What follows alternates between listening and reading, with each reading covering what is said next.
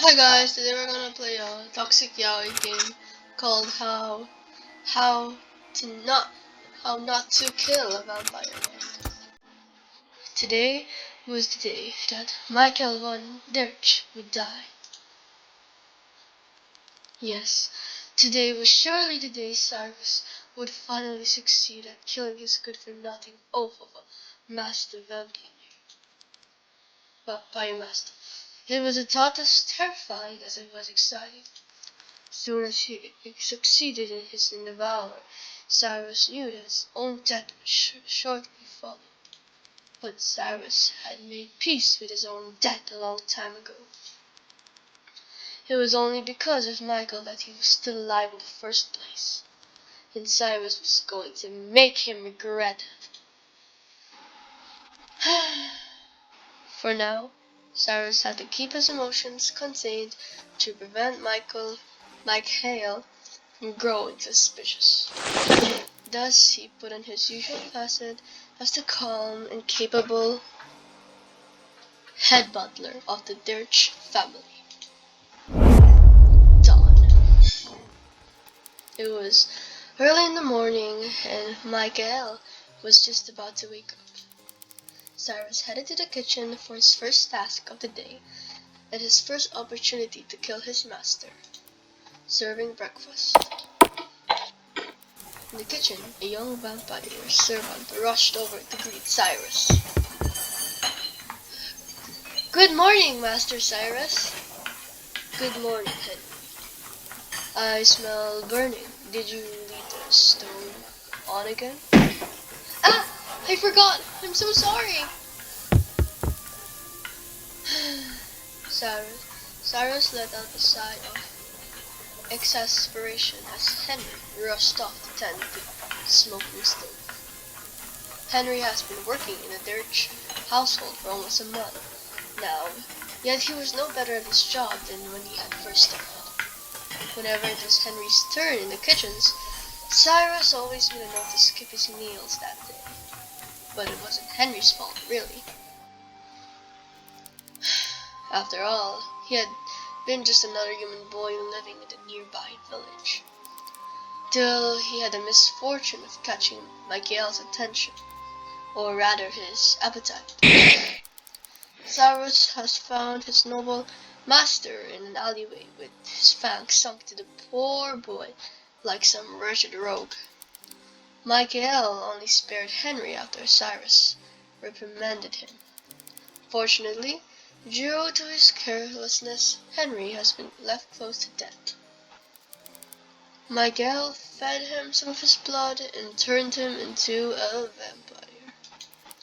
To save his life, Michael has claimed. And so that Cyrus could have a new friend just like him. A former human turned a vampire. That incident had only solidified in Cyrus's mind that the young Dirch heir was no better than his cruel father. That was why, just like his father, Michael had to die. "Okay, I'm back. Sorry for the trouble, Master Cyrus. How can I help you?"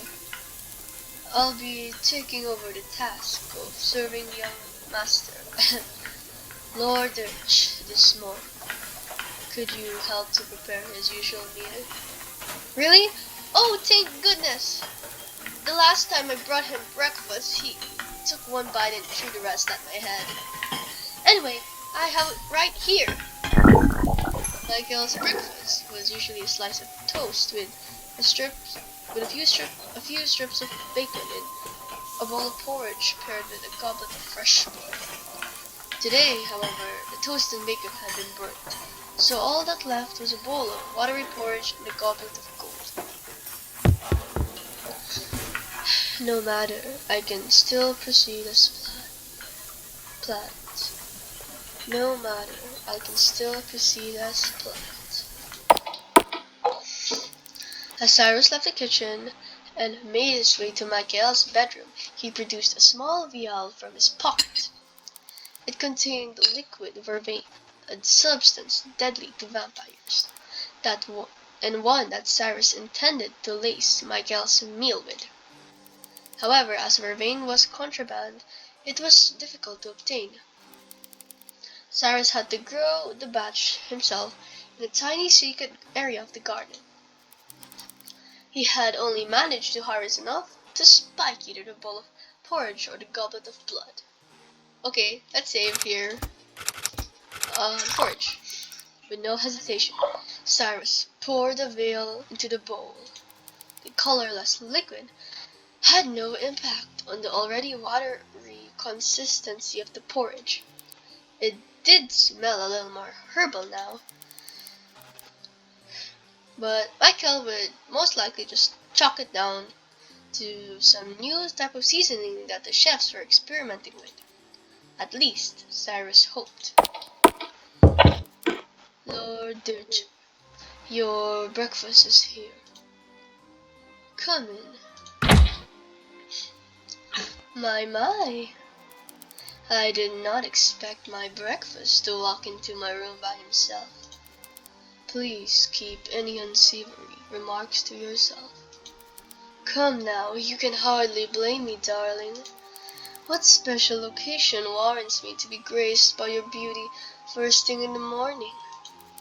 Have you considered perhaps the other servants have simply grown weary of your antics? If throwing a bowl of porridge at that ginger kid means you'll be the one serving me breakfast every morning, I'd happily do it again. Also, does that imply you still enjoy my antics?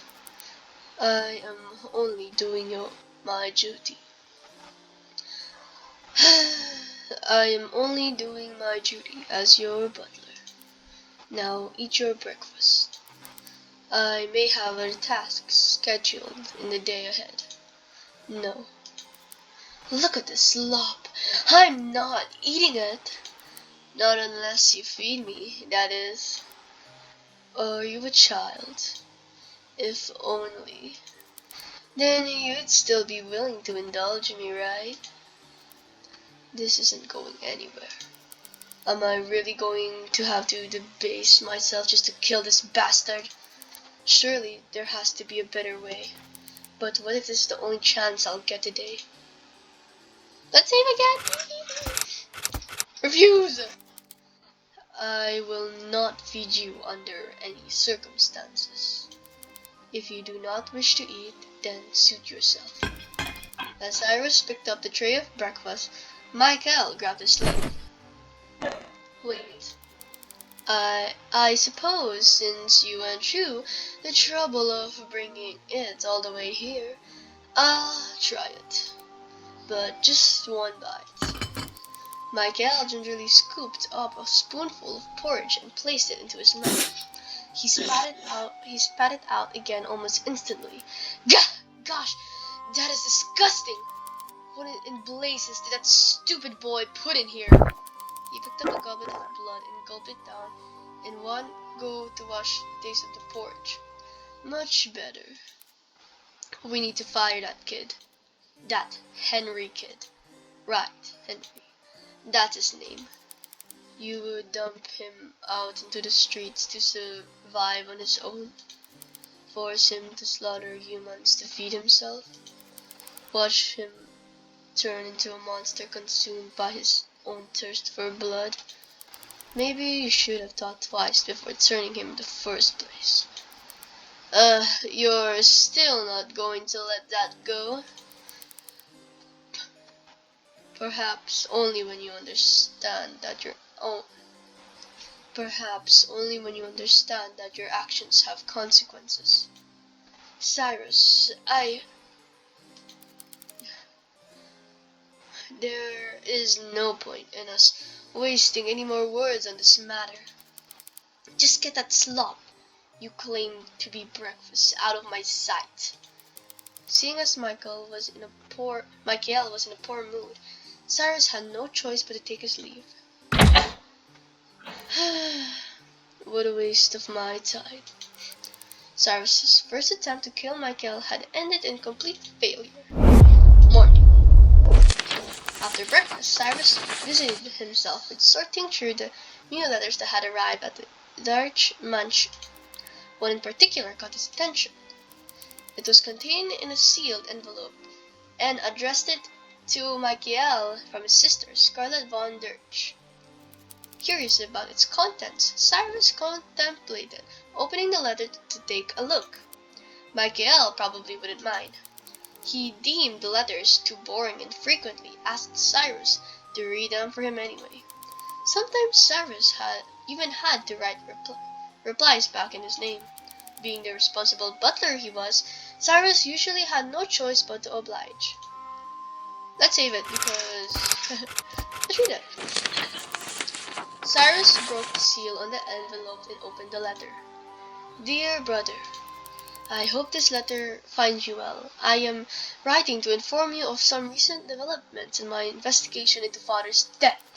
Despite the raids we have conducted on the hideouts, the remnants of that group of hunters remain at large. They have last been spotted near the shearing woods. Thus, do take caution should you find yourself in that area.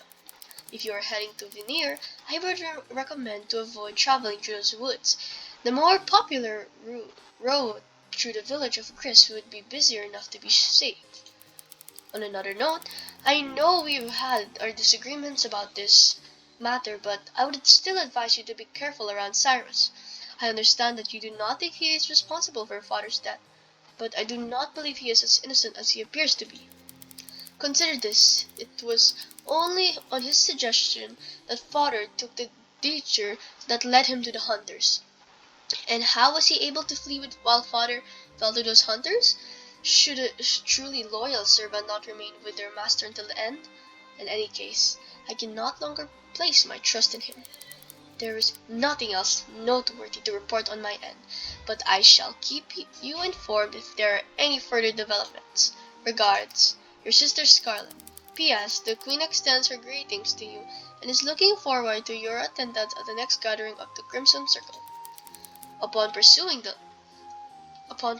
letter, Cyrus was thankful that he had gotten to it before Michael. He torn it in half and casually tossed it into the nearby fireplace. Are you preoccupied? I was merely going through today's mail. Can I help you with anything, my lord? Yes. I need to take a quick trip to Veneer for a few errands. Will you accompany me? The trip to Vern would likely take up the entire day. The prospect of spending my extended duration of time with Michael was a deeply unpleasant one. However, it might just be the perfect opportunity for Cyrus to kill him. Let's save oh no. Save. We're gonna accompany him. As you wish, my lord. Excellent. The coach has just arrived. We can set off right now if you are ready. Oh my gosh, I need to stop. A horse-drawn carriage was waiting for them at the gates of the Dirch estate. Michael stepped to the carriage, leaving the task of addressing the coachman to Cyrus. The coachman was a human who looked a little nervous to be in the presence of vampires. Where to, sir? There were two routes they could have taken to the town of Vern. A quiet one through the shearing woods, or a busier one through the village of Gris. The route through the shearing woods was slightly longer, which meant that Cyrus had to spend more time with Michael. However, based on Scarlett's letter, it also presented the possibility of vampire hunters appearing to stake Michael through the heart. I think we should take the good route.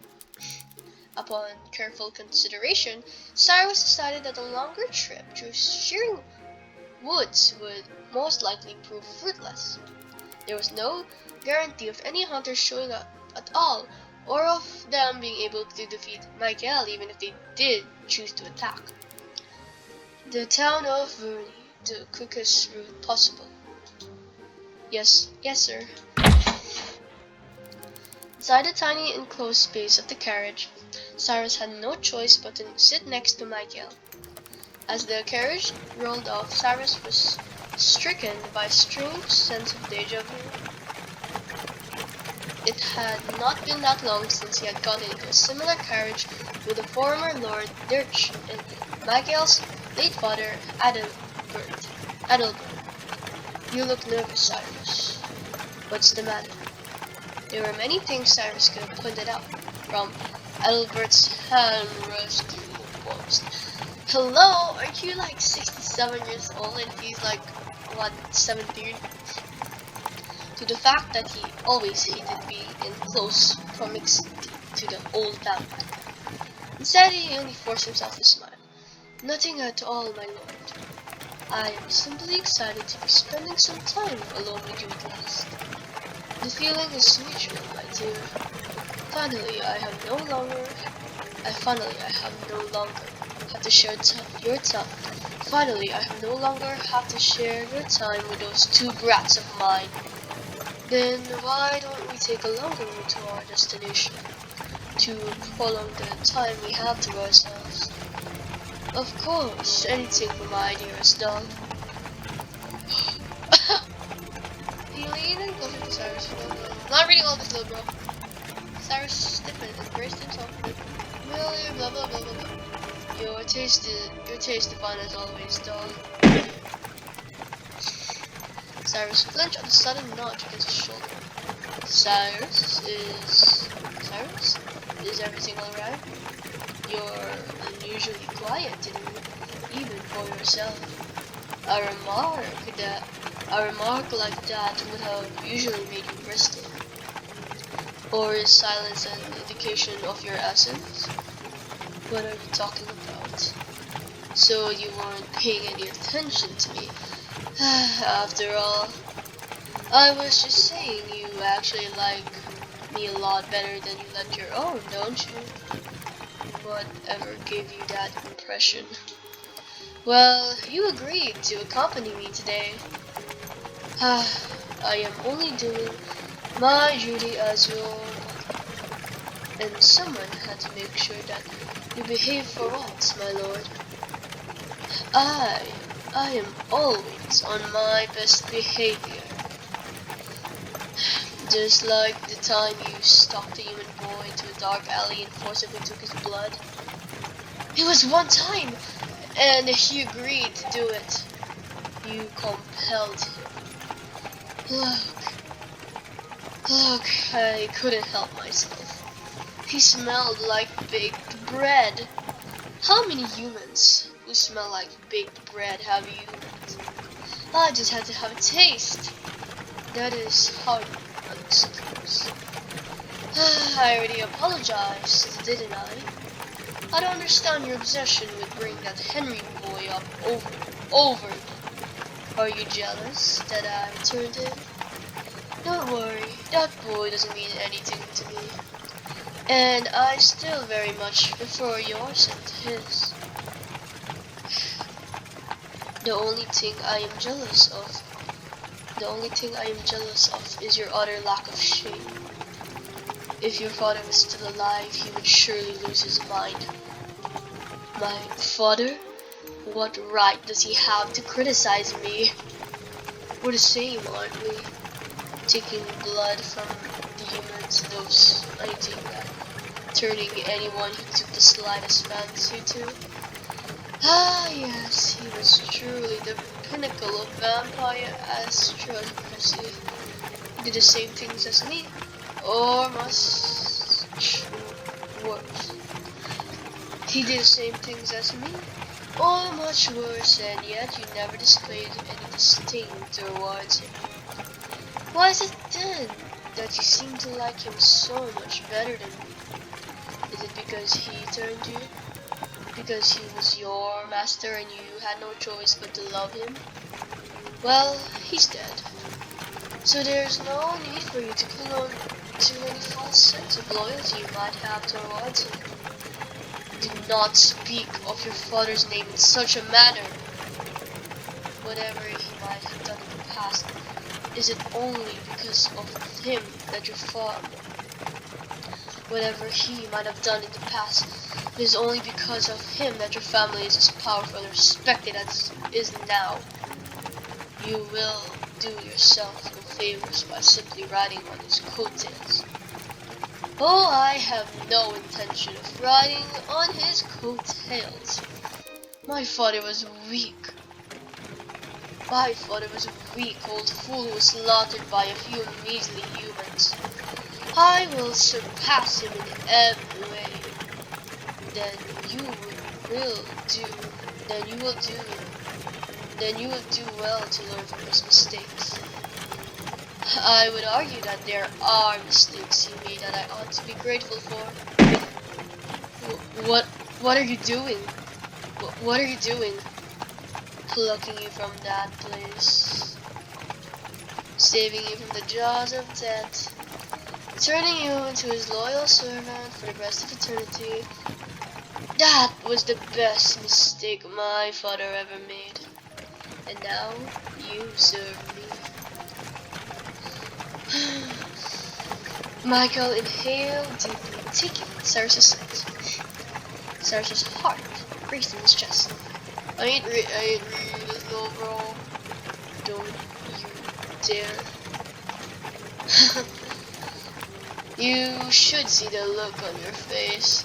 You look adorable when you're afraid, doll. Relax, I don't bite. Unless you would like me to. A knock on the door interrupted their conversation. It was only then that Cyrus realized that the carriage has already rolled to a stop. Sirs, we have arrived at Vernier. The door swung open, flooding the dim interior of the carriage with sunlight. We should have taken the longer route. Cyrus resolved that he was simply going to have to kill Michael in order to recover from the sheer mortification of what he had just been put through, or die trying. Afternoon. Vernier was one of the bigger towns in the Dutch territory. Nestled upon the side of a hill, it was divided into two levels. The lower level was mostly inhabited by humans, while the upper level was occupied by much wealthier vampire populace. Michael headed to a tailor shop on the upper level. On the other hand, Cyrus was sent to drop off a few letters at the post office in the human district. The streets of the lower level were drab and grey. Fog and smoke hung heavy in the air as humans shuffled about their daily activities. Almost subconsciously, Cyrus's steps carried him past by a familiar building with its windows drawn tightly shut. This is where he had first met Adalbert. Child, where is your mother? She's gone. The fever took her. That is most unfortunate. But I suppose your scent is similar. Enough to hers. Will you allow me to drink from you? I will ensure that your employer is well compensated. Oh my gosh. I will ensure that your employer is well compensated and that you will be well cared for. But all of that was in the past. The establishment that his mother and later he himself had worked at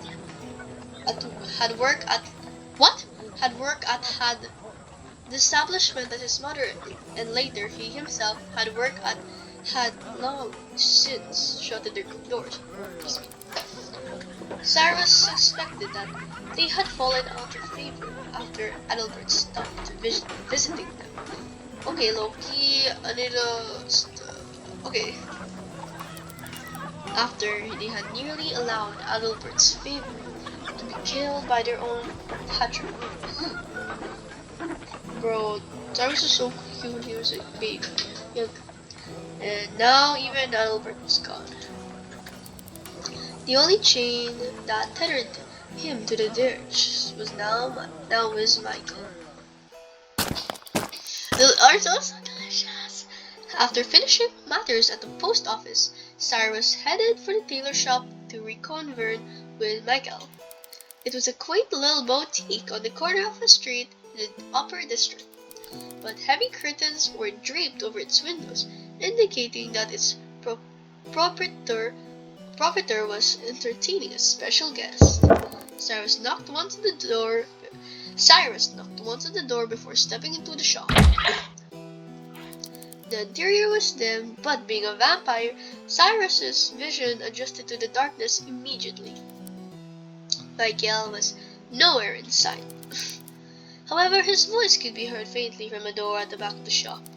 He was most likely trying out new outfits with the tailor. Something else caught Cyrus's eye. Michael's outer coat was draped over a glass counter of jeweled rings.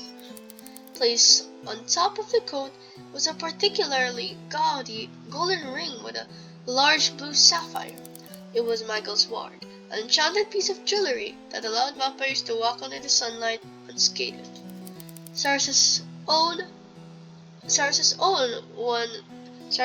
one took the form of a simple necklace, but Michael preferred something more ostentatious. Leaving his ward unattended on the counter of a shop was the sort of reckless behavior only someone as arrogant as Michael was capable of. A vampire was at their most vulnerable in the daytime without a ward. A careless act like losing their ward could easily lead to fatal consequences. If, for instance, Cyrus would replace Michael's ring with an identical non-magical one, and have him put that on instead, he would erupt into flames the moment he had stepped out into the sunlight. Let's save again. Okay, we're gonna take the ring, bro. Cyrus slipped the ring into his pockets without thinking twice. If you let me blink twice. Okay, first commentary. Okay, yeah, whatever. Fourth or fifth, third, second, I don't know. Inside of the glass counter, he had already noticed. What's the point, guys? I have snot.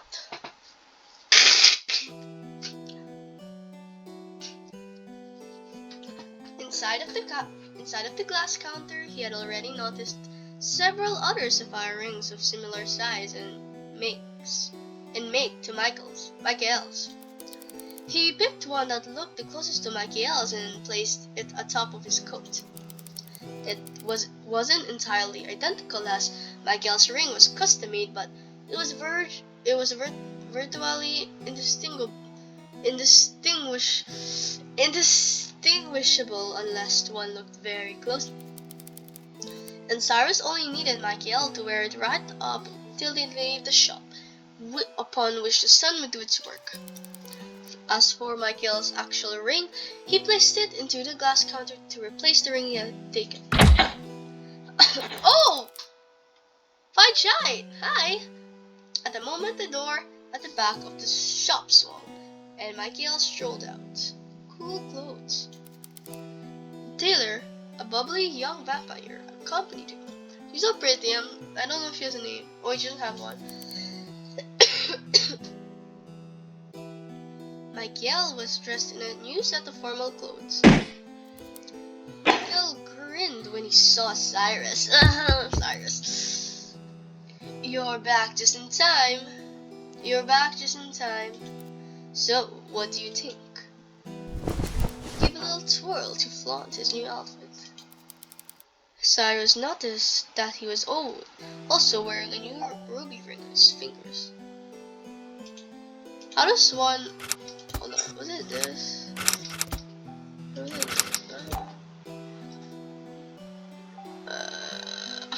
it never mind. I was trying to go back. Make everything invisible, yeah. How do I look? I believe that young lady over there would be able to offer much. I believe that young lady over there would be able to. I believe that young lady over there would be able to offer, not able. I believe that young lady over there would be able to offer to a much more flattering assessment of your appearance than me. Cyrus nodded at the tailor, who looked as though she was barely restraining herself from speaking. I think you look absolutely dashing, Lord District. No, I think you look absolutely dashing, Lord Ditcher. Ditcher? Ditcher? I think it's Ditcher. I think you look absolutely dashing, Lord Ditcher. That suit and vest is tailored perfectly to fit your figure. And those colors, they really bring out the color of your eyes. I'm not sure if I am convinced. I think I'd like a second opinion before I make a purchase. Do you like it, Cyrus? I'll only buy it if you do. With the tailor glaring daggers at him, Cyrus did not think that he had much of a say in the matter. It suits you, I suppose. Well, that settles it then. I'll have this set. Will you have the ring as well, Lord Urch? Yes. That sapphire one is getting a little old anyway. If you would like your new ring to be enchanted, an additional week of processing will be required. Very well. Michael slipped the ruby ring off his finger and handed it back to the tailor. He donned the fake silver ring that Cyrus had planted. As he did so, he paused. Cyrus's breath caught in his throat. I would be nervous too, my man. How inconsiderate of me. I've been too caught up in my own purchases to ask if you'd like anything, Cyrus. Perhaps a new ring as well? There is nothing I require, my lord. I already have my necklace as a ward. Who said anything about a ward? Besides, that necklace was a gift to you from my father. Oh wait, hold up. I don't think he was offering a ward. He was... Okay, sorry, I'm too dirty-minded. But I haven't had a chance to give you anything yet. Like I said, that would be necessary. Like I said, that would be unnecessary. No, I insist. Just think of it as a belated token to commemorate the beginning of our new relationship. Just think of it as a belated token to commemorate the beginning of our new relationship. I even less inclined to pick anything if you describe it in such a manner. Oh, come on. Here, if you can decide, I'll pick something for you. How about this ring? He pointed at the ring in the glass counter. It was the very same enchanted sapphire ring that he had been on his own. The exact one Cyrus had replaced with a fake one he was now wearing. Could Michael have known what he had done? Why not simply call out him for his fare? Why not simply call out him? Why not simply call out him out? Why not simply call out him? Why not simply call out him out for his farce in that case? Or was this some form of sick mockery?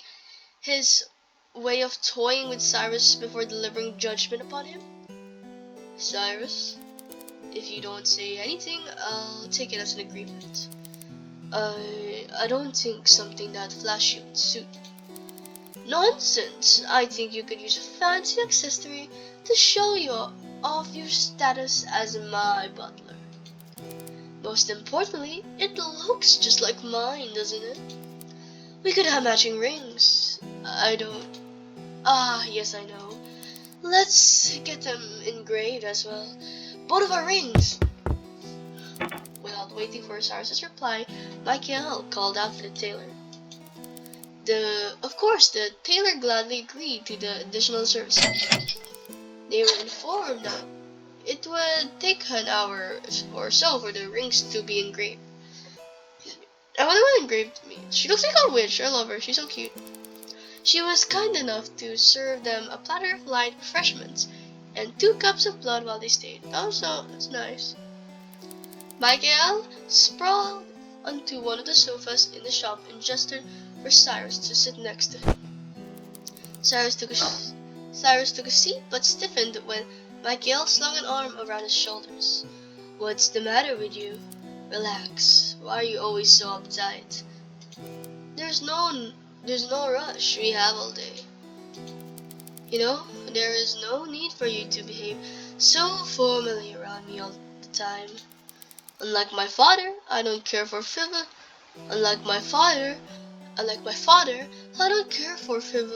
things such as etiquette. When we were younger, you would still call me Michael. Why don't you do that anymore? Cyrus had been sipping from his cup of blood to avoid replying. Now he set it down. Things are different now. There are professional boundaries that I must uphold. I don't see why. You are my master and I am your servant. Is that all you view our relationship as? That's all I am allowed to view it as. For that's in words, I still see you as a friend. My first ever friend. But you've changed. In what way? The Michael I knew wasn't such a pompous twat. Hey! You! Say that again. Pompous twat? No. My name. Say it again, and I'll let you call me all the names that you want. Michael von der you're selfish, arrogant, and pompous twat. An hour later, the tailor returned, presenting them each with a ring that had their names engraved upon it. Cyrus stared at his ring, Michael's real ring, that now had his own name engraved upon. Holy crazy plot twist! Okay, what? The only consolation to be had was that his torment would be over as soon as they left the shop. Michael would explode into a ball of fire that would be the end of it.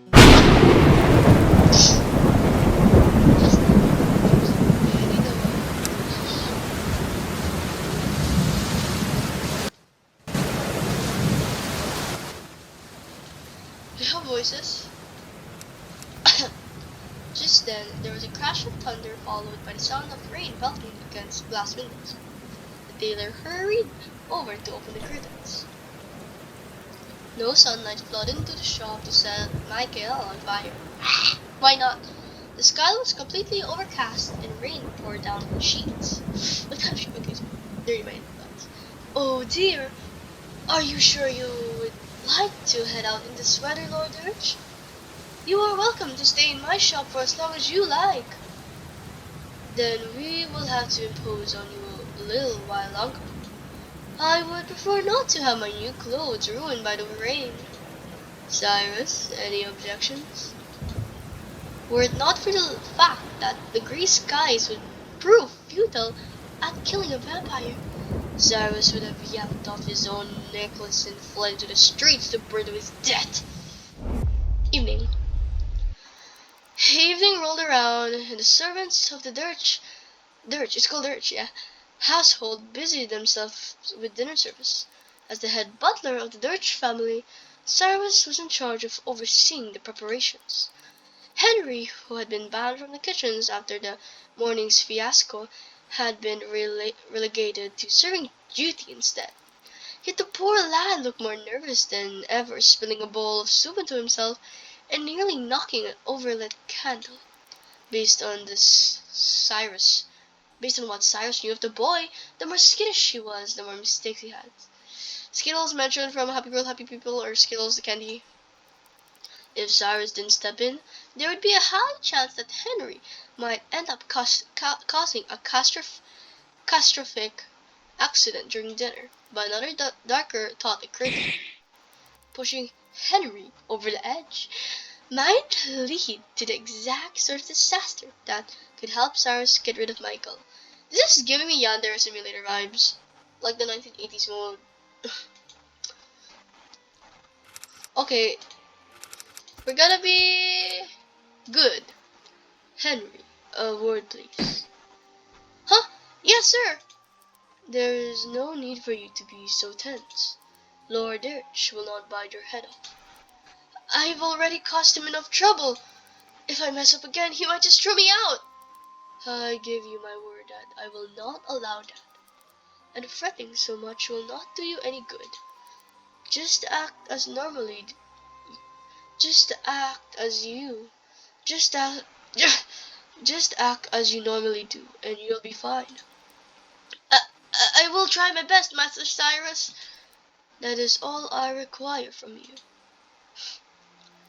In the dining room, Michael sat at the head of the candlelit banquet table as the servants started to file in. Dinner was usually a formal occasion for the Dirch family, especially when Michael's father and sister were still around. His father, Adalbert, would sometimes invite Cyrus to join them as well. But now that Michael was the only one left at the table, the extravagant and almost ceremonial proceedings seemed a little excessive. Cyrus stood by the side, observing in silence. The service went smoothly at first, and an appetizer of tomato soup was served. Oh, underrated opinion, tomato soup sucks.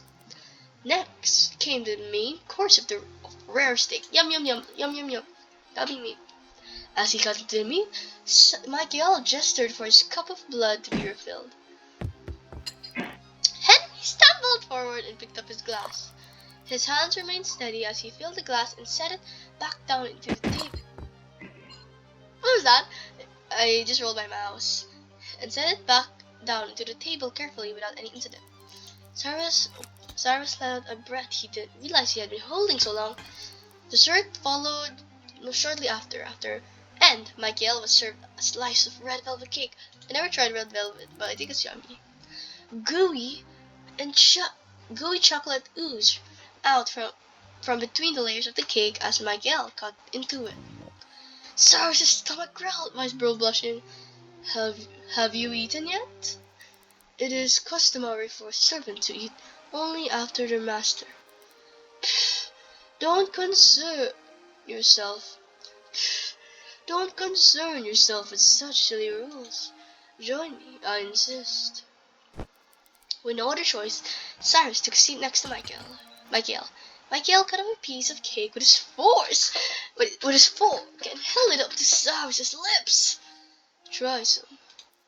Red velvet cake. Red velvet cake is your favorite, isn't it?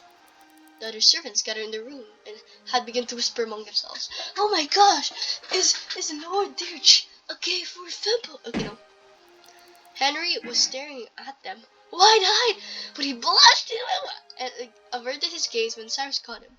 Why did he blush? It's weird. I must refuse, my lord. This is most inappropriate.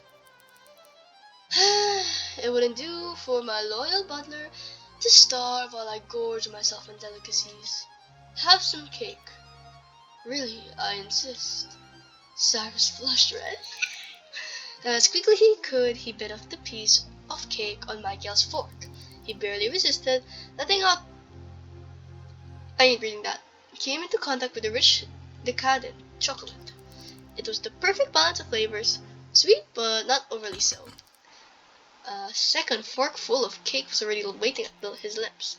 This is hardly necessary, my lord. I am perfectly capable of eating by myself. But I find this much more enjoyable. Cyrus's defenses were crumbling away as he recalled the taste of the cake. Tossing all of his reservations aside, he ate the second piece off of Michael's fork, even licking the excess chocolate. Oh, who doesn't? The yaoi is coming, guys. He became acutely aware of the fact that Michael was staring at him the entire time. Still, he continued to eat every bite that he had offered until all that was left was on Michael's plate were a few crumbs. Ahem! It seems that you have eaten all of my dessert. I only ate what you offered. Well, yes, but don't you think I should be compensated? Well, yes, but don't you think I should be compensated with another dessert? I will fetch you another cake. I will I will fetch you another cake. I will I will fetch you another slice of cake from the kitchens. I I have no interest in cake. He wants that cake. He wants that cake. Hold on, let me save it. Will you allow me to drink from you as compensation for eating my dessert? That doesn't seem like a fair exchange. Then I'll let you have 2 slices of cake. Your attempt at bribery is laughable. I have free access to the kitchen to indulge in as much cake as I want. I'll give you anything else that you want. I'll consider it. Which is to say, you're not refusing? Are you offering me a say in the matter? Why bother when you can simply take whatever you please as and when you like? Do you truly believe that I am despicable enough to force you? If you do not wish to be despicable, then accept that I will only offer you my blood in my own terms. Enjoy the rest of your evening, my lord. Having utterly humiliated himself, Cyrus fled from the room at the first opportunity. Time to kill him! Nighttime! Cyrus walked down in the hall. Okay. Cyrus walked down the hallway to Michael's room, extinguishing each candle as he passed by. He low-key looks like I drop. Not gonna lie. Clutchily tightened to his chest with a silver dagger. Cyrus did not knock when he reached Michael's door. As quietly as he could, he turned the knob and nudged the door open. Inside of the darkened room, he could see Michael's prone form lying sound asleep on his bed. Cyrus approached, the carpeted floor muffling his footsteps. This was it. This was his last chance to kill Michael tonight. Even a powerful vampire like Michael was vulnerable in his sleep. All Cyrus had to do was to plunge the dagger into his chest. Ooh, see. We're gonna stab him! I hate Michael. Okay, he's hot. Cyrus plunged the dagger down. At once, Michael's eyes flew open, and he seized Cyrus by his wrist before the blade could pierce his heart. Hold up, where did he get? How did he change his clothes so fast? Michael shoved him back with so much force that he crashed into the ground, the dagger clattering out of his hand. Cyrus quickly hauled himself back to his feet, only to realize that Michael was gone, and so was his dagger. Did I do it wrong? Sharp pain. I think I did it wrong. I was supposed to get down good. I didn't get the good ending. Sharp pain pierced through his back, driving all the way through his stomach. His own silver dagger poked out from beneath his sternum. Michael's practical at his ear. No! I didn't mean to get this ending, but did you really think I wouldn't realize what you were up to? Just as abruptly, he wrenched the dagger out of Cyrus, causing him to come to the ground. Agony lanced through Cyrus' body with each breath that he took. Cyrus and his saviors broke. Cyrus clutched at his midriff, trying to staunch the flow of blood that was quickly soaking through his shirt and vest. Did you really think that I would be as easy to get rid of as my useless old man? If you knew, then why didn't you stop me? Oh, it just amused me too much to see you try so hard. As it was It wasn't as though I was ever in any real danger. Cyrus could feel the strength drain from his body. Michael's voice sounded small and far away. Everything was fading fast all around him. I ain't reading that. Michael had got a gash into his wrist and shoved it into Cyrus's mouth. With his other hand, he held Cyrus's head down, forcing Cyrus to drink. I ain't reading that. Michael finally pulled away. Cyrus was coughing and sputtering. However, he found that he was no longer bleeding and the one. Okay. Why? Why did you do that? I wasn't going to let you die. Not that easily, anyway. Michael seized Cyrus by his throat and hoisted him up into the air. Listen here, doll. No matter how hard you try, no matter how hard you struggle, you will never be able to get rid of me. Because you're mine. Mine to drink from, mine to torture, and mine to kill. Mine to do as I please. You will never be able to escape from me. And you will only die when I permit you to. Until then, there's still plenty of fun for us to be had together. Oh my gosh. Michael, please. I hate all of this. Michael drew back after he had his fill. Blah blah blah blah.